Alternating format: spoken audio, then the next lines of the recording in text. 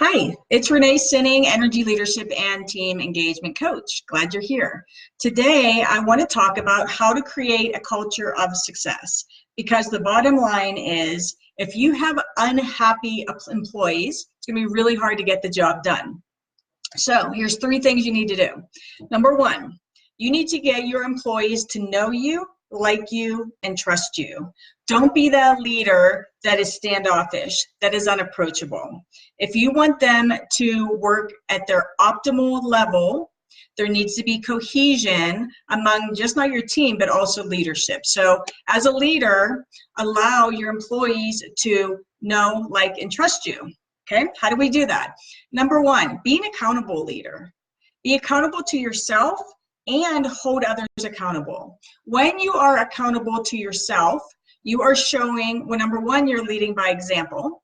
And number 2, you're showing your team that you're not perfect and that you're willing to own up to your mistakes or when things don't go your way. You're not pointing fingers, you're not playing the blame game, which does nothing other than create anger and bitterness and conflict, right? Be the leader that your employees can know, like, and trust. Be accountable. Hold others accountable. When you hold other people accountable, you're telling them that, hey, I trust you to get this job done. That builds confidence. It allows them to have pride in their work because they recognize that their job, no matter what their role is, their job is also important. And so that allows them to feel valued. When you have an employee that prides their work and holds pride in their job, that feels like they're not just given menial tasks, but their job is worth something, it's important, it changes their energy and their motivation towards getting the job done, right? Everybody wants to feel like they're contributing.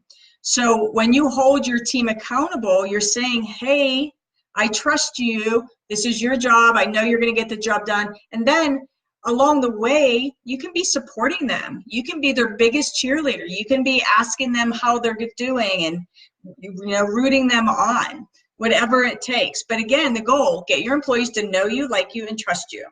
Hold them accountable, hold yourself accountable. The next thing is number 3, ask questions. When things aren't going as planned, have the conversation with them. Let them be seen and heard, right? Ask them what's going on, what's working, what's not working. Use my TSR method. There's 3 questions. It's back in a couple of videos somewhere back, but TSR, make sure they have enough time to get the job done. Make sure they feel they have the skills and the resources available. And if they don't, then do whatever you can as a leader to help them, because you want them to know you, like you, and trust you. Unhappy employees will never perform to their peak performance.